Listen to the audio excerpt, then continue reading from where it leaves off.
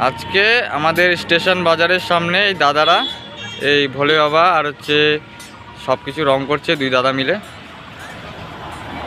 সামনে শিবরাত্রি না, তার জন্য রং টং করছে নতুন করে।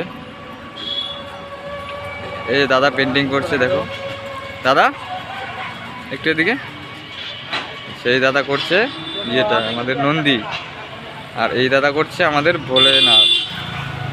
ভোলেনাথের ওই যে বাজুটা ইয়ে কি ব্রেসলেটটা না কি বলে ওটাকে জানি না। দাদা একটু দেখো, এই দাদাও ভালো করছে। এই যে কালার,